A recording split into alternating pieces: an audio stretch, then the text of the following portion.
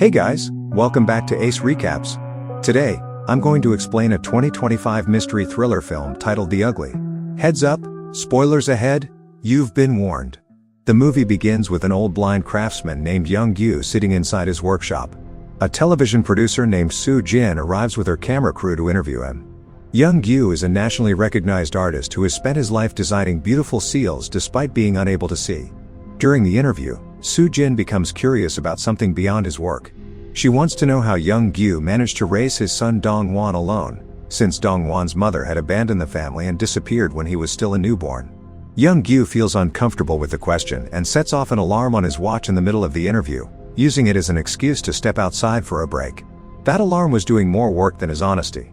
While Young-gyu is away, Soo-jin speaks with Dong-hwan. He tells her that his father has never once mentioned his mother to him, but he has always believed she must have been a kind woman, because she stood by a blind man and supported him when no one else did. Young-gyu returns shortly after, and the interview continues, but the question about his wife remains unanswered. Later that evening, Dong-hwan visits Young-gyu in his room. Their bond feels deep and peaceful.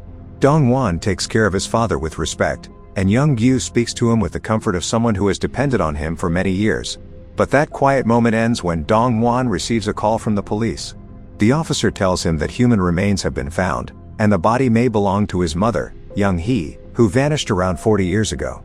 Dong-hwan is shaken by the news and rushes to the morgue. There, he sees a skeleton placed under a white cloth.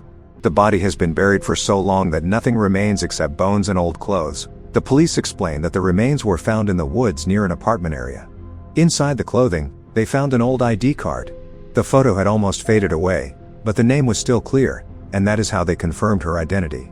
The examiner believes she died around 40 years ago. Since the body was buried in secret, murder cannot be ruled out. But the officer also explains that too much time has passed. Even if someone killed her, the law can no longer punish the killer. Dong-hwan stands there in silence, unable to accept that his mother has returned after 40 years only as a skeleton, and even now, justice may be impossible. Dong-hwan examines his mother's belongings carefully. When she disappeared, Dong-hwan had just been born. Soon, Dong-hwan and Young-gyu arrange Young-hee's funeral. The most painful part is the empty portrait frame. Since there is no picture of her, the frame holds only a blank white sheet. Soo-jin also attends the funeral with her cameraman, because apparently grief also needs good camera angles. At first, it seems she has come to show sympathy, but she also tells Dong-hwan that the story is too important to stop now. Soon, Young-hee's relatives arrive at the funeral. Dong-hwan does not recognize any of them. Instead of speaking with grief, they quickly start talking about property left in Young-hee's name. Lovely family, straight from mourning to real estate. Dong-hwan feels disgusted that they have come to discuss inheritance while her funeral is still happening. He tells them that he does not care about the property. He only wants one thing from them: a photo of his mother. But they say they do not have one. This family kept property records better than a single photo. Dong-hwan is shocked and asks how a family can have no picture of their own daughter or sister. One of them says Young-hee avoided photos because she was very unattractive. This is the first time Dong-hwan hears this, and it leaves him unsettled. The relatives explain that Young-hee was always treated badly because of her face. They also reveal why she left home. When she was young, she saw her father with another woman, and the news spread through the village. Instead of blaming the father, the family blamed Young-hee for bringing shame to them. Her mother beat her badly, and after recovering, Young-hee ran away. Dong-hwan cannot understand this cruelty. The mistake was made by her father, yet Young-hee was the one who suffered. He realizes her family never protected her, even when she was alive. During the funeral, Dong-hwan steps outside to smoke and overhears Soo-jin on a phone call. She tells whoever is on the other end that the real story worth pursuing is not a documentary about Young-gyu, but the mystery behind his wife's death. She says audiences are always drawn to stories like this. At least she is honest about being shameless. Dong-hwan quietly walks away without confronting her. The next day, the relatives gather at the morgue to see Young-hee's remains one last time. They show very little emotion and quickly try to leave because of the foul smell. As the relatives turn to leave the cold room, one of them accidentally catches the white cloth covering the skeleton, and the bones fall to the floor. The relatives look at the scattered remains and suggest there is no point in reassembling them since everything will be reduced to ash during cremation anyway. That is not a family. That is a cleanup crew with opinions. Dong-hwan says nothing, but their carelessness makes him even more upset. As he steps away, Soo-jin calls him. She has found the garment factory where Young-hee worked 40 years ago. They meet 3 former co-workers at a hotel, and Soo-jin secretly records the conversation using a hidden camera. She introduces Dong-hwan as someone from her team. The former co-workers describe Young-hee as a very unattractive woman. She was mocked by almost everyone at the factory and had no friends among the workers. People gave her a cruel nickname and called her by that name every single day. She was isolated and spent most of her time by herself. But beneath all of that, she was known to be kind and hardworking. She never held grudges and never got into fights with anyone. The whole factory treated kindness like it was against company policy. When Soo-jin asks about the factory owner, the 3 former co-workers go completely silent. However, one of them quietly gives Soo-jin the name and address of another co-worker who might know more. That woman's name is Jin-suk. Soo-jin and Dong-hwan visit Jin-suk at her home. Her adult children sit beside her while she speaks.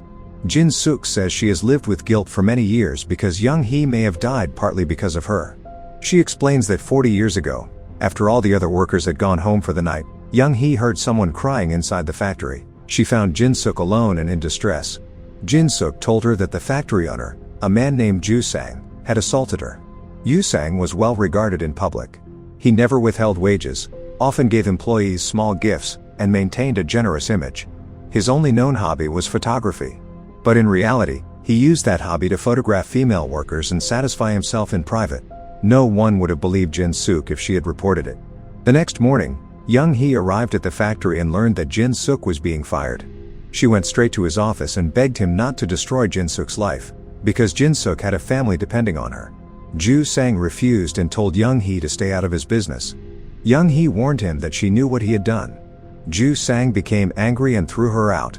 That night, Young-hee quietly sat in her small room and wrote something down on paper. She shared the room with her husband Young-gyu and their newborn son. Young-gyu noticed that she was writing, but she did not tell him what it was. The next morning, flyers appeared all around the colony near the factory. The flyers exposed Ju-sang's behavior toward female workers. Ju-sang immediately understood that Young-hee had exposed him. Furious, he blamed his manager for failing to protect his image and ordered every female worker in the factory to be fired. When the women lost their jobs, the manager blamed Young-hee for speaking up. Even Jin-suk, the woman Young-hee tried to protect, slapped her in anger. That was one very painful way to say thank you. Jin-suk feared that if Ju-sang was exposed, her own name would also become public, and society would shame her instead of the man who hurt her. In the present, Jin-suk cries and says she still regrets that moment.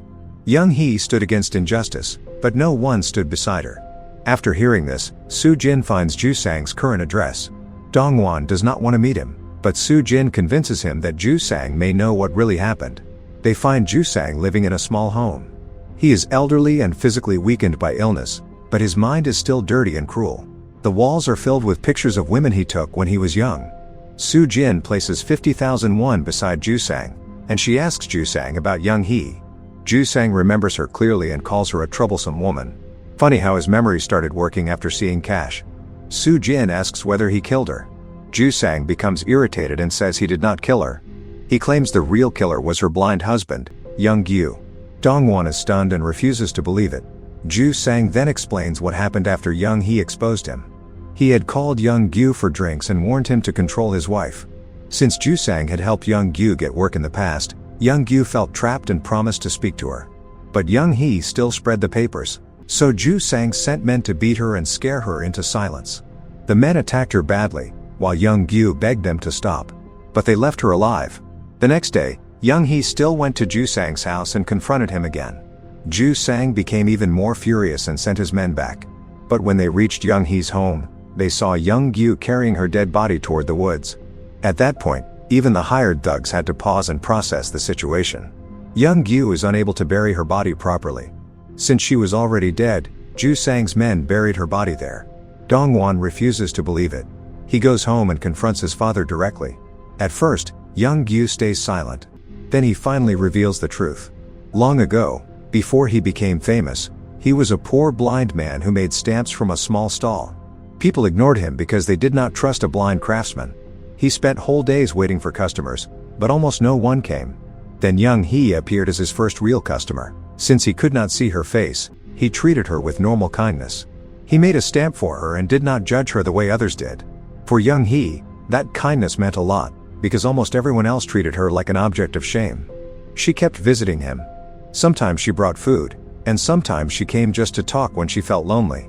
Slowly, the two grew close. The people in the market noticed this and began to play a cruel joke on Young Gyu. They told him Young Hee was very beautiful. Since he could not see, he believed them. Later, he married her with pride, thinking he had found a beautiful and kind woman. Everyone around him laughed behind his back, but no one told him the truth. They turned that man's marriage into the town's favorite joke. Years later, a friend came to visit Young Gyu and revealed that people had been mocking him. He told Young Gyu that Young Hee was not beautiful and that everyone had tricked him. From that moment, Young Gyu's heart changed. He felt humiliated, not because Young Hee had harmed him, but because others had made him feel like a joke. He began to believe that Young Hee had also deceived him by never telling him how people saw her. Even after his work became successful, the shame stayed inside him. Every laugh around him sounded like an insult. Every whisper felt like it was about his blindness and his wife's face. His mind slowly twisted under years of anger and insecurity. When Ju Sang's men attacked Young Hee, Young Gyu was scared, but a dark part of him also wished they would take her away from his life. After she survived and returned, his hatred toward himself and the world exploded during an argument. He strangled Young Hee with his own hands. He says he did not plan to kill her, but his rage went too far. After she died, he carried her body into the woods and buried her. Then he spent 40 years telling Dong-hwan that she had run away. Dong-hwan listens with shock and pain. His father tries to explain that he suffered because of his blindness and because people mocked him all his life. But Dong-hwan understands that suffering does not excuse murder. Young Hee was not the one who destroyed him. She was the only person who had treated him with love. Young Gyu let the cruelty of others poison him, and he took that poison out on the woman who cared for him most. Dong-hwan can no longer see his father the same way. He leaves him behind, broken by the truth. The following day, Soo-jin manages to obtain an old employee photo of Young Hee from Ju Sang's records. Dong-hwan finally holds the face he has searched for all his life. When he looks at the picture, tears fill his eyes. His mother does not look ugly the way others described. She looks like an ordinary woman, gentle and tired, with a simple face that never deserved such hatred. The film ends with a quiet but heavy thought. Every person around Young Hee looked at her face and decided what she was worth. The relatives who punished her for another person's wrongdoing. The factory owner who hid cruelty behind kindness. The co-worker she protected, who turned on her out of fear. And her husband Young Gyu, who received her love, killed her because he cared more about the world's laughter than her heart. Dong-hwan realizes that the ugliest thing in this story was never his mother's appearance. It was the cruelty around her. Don't forget to subscribe and turn on notifications so you can watch more videos like this. Thanks for watching.